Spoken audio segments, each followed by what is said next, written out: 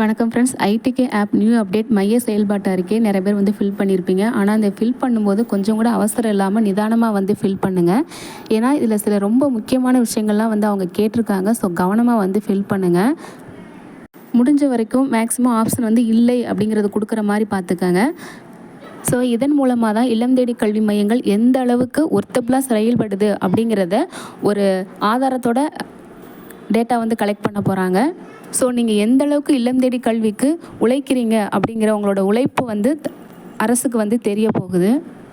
So ஒவ்வொரு ஃபீல்டையும் வந்து கவனமாக வந்து ஃபில் பண்ணுங்கள். ஸோ ஒன்றும் அவசரம் கிடையாது. 1 or 2 டேஸ் வந்து டைம் இருக்கும். ஸோ அதுக்குள்ளே வந்துட்டு தேவையான ஃபோட்டோஸ்லாம் ஃபஸ்ட்டு அரேஞ்ச் பண்ணி வச்சுக்கோங்க. இது ஃபில் பண்ணுறது ரொம்ப ஈஸி. ஃபோட்டோஸ்லாம் வந்து கலெக்ட் பண்ணி வச்சுக்கிட்டீங்க அப்படின்னா எல்லா ஃபோட்டோஸையும் வந்து ஒரு 1 MBக்குள்ளே இருக்கிற மாதிரி பார்த்துக்கோங்க. அப்லோட் பண்ணுறது ஈஸி தான். பட் ஃபோட்டோஸ் வந்து கலெக்ட் பண்ணுறது முக்கியம்.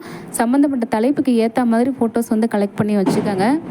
இப்போது டிஎல்எம் பற்றி ஃபோட்டோஸ் வந்து கேட்குறாங்க அப்படின்னா டிஎல்எம் ரிலேட்டடாக நீங்கள் வந்து ஒர்க் பண்ணியிருப்பீங்க இல்லையா, ஃபோட்டோஸ் வந்து வச்சுருப்பீங்க பண்ணுற மாதிரி. ஸோ அதெல்லாம் வந்துட்டு ஃபோட்டோஸ் வந்துட்டு 1 MBக்குள்ளே மொபைலில் வந்து சேவ் பண்ணி வச்சுக்கோங்க. என்ன டாப்பிக்கில் நீங்கள் டிஎல்எம் வந்து க்ரியேட் பண்ணியிருக்கீங்களோ அதை பற்றி கீழே வந்து எழுதவும் சொல்லியிருக்காங்க. ஸோ அதுக்கு ஏற்ற மாதிரி ஃபோட்டோஸ் கரெக்டாக இருக்க மாதிரி பார்த்துக்கோங்க. இப்போ எக்ஸாம்பிளுக்கு நீங்கள் அசெண்டிங் ஆர்டர் டிசெண்டிங் ஆர்டர் சொல்லி கொடுக்குறீங்க அப்படின்னா அதுக்கேற்ற மாதிரி டிஎல்எம் வந்து அப்லோட் பண்ணிக்கோங்க. அதுக்கப்புறம் அதை நீங்கள் ஏறு வரிசைனா என்ன, இறங்கு வரிசைனா என்ன அப்படிங்கிறத மென்ஷன் பண்ணிக்கோங்க. ஸோ இந்த மாதிரி டைப் பண்ணிவிட்டு அடுத்து வந்து அந்த டிஎல்எம் வச்சு ஸ்டூடெண்ட் எப்படி படிக்கிறாங்க அப்படிங்கிற ஃபோட்டோ கேட்குறாங்க. ஸோ இந்த மாதிரி இமேஜஸ் வந்து இருந்ததுன்னா நீங்கள் அப்லோட் பண்ணிக்கோங்க. பட் எல்லாமே உங்களோட சொந்த புகைப்படமாக இருக்கணும். ஸோ அதை மட்டும் மைண்டில் வச்சுக்கோங்க.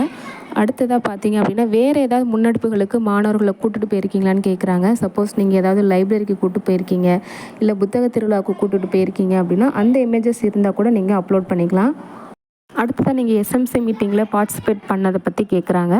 ஸோ அதுக்கேற்ற போல் நீங்கள் ஆம் கொடுத்துட்டீங்க அப்படின்னா அதுக்கு ரிலேட்டடாக வந்து ஃபோட்டோ வந்து அப்லோட் பண்ணணும். ஸோ நீங்கள் பேசுன மாதிரி ஃபோட்டோ இருந்தது அப்படின்னா அதை அப்லோட் பண்ணிக்கோங்க. இதே ஃபோட்டோவில் பார்த்தீங்கன்னா டீச்சர்ஸும் இருப்பாங்க மீட்டிங்கில். ஸோ அவங்களோட டிஸ்கஸ் பண்ணுற மாதிரி ஃபோட்டோ இருந்துச்சுன்னா அதையும் வந்து நீங்கள் அப்லோட் பண்ணிக்கோங்க. அடுத்ததாக உங்கள் மையத்தில் படிக்கக்கூடிய மாணவர்களோட படிப்பை பற்றி பேரண்ட்ஸ்கிட்ட டிஸ்கஸ் பண்ணியிருக்கீங்களான்னு கேட்டிருக்காங்க. ஸோ அதுக்கு ஏற்ற மாதிரி இமேஜஸ் இருந்துச்சுன்னா அப்லோட் பண்ணிக்கோங்க. ஸோ அவ்வளோதான் ஃப்ரெண்ட்ஸ். ஸோ இவ்வளோ இமேஜஸ் வந்து நீங்கள் கலெக்ட் பண்ணிட்டு தான் இதை வந்து நீங்கள் ஃபில் பண்ண முடியும். சப்போஸ் இந்த ஃபோட்டோஸ்லாம் வந்துட்டு எனக்கு நான் எடுத்து வச்சது டெலீட் ஆயிருந்துச்சு அப்படின்னா இப்போ கூட நீங்கள் இந்த ஃபோட்டோ எடுக்கலாம்.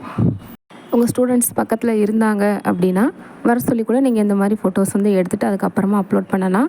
பட் எஸ்எம்சி மீட்டிங்கில் இருந்ததெல்லாம் வந்துட்டு நீங்கள் ஆல்ரெடி இருந்தால் தான் பண்ண முடியும்.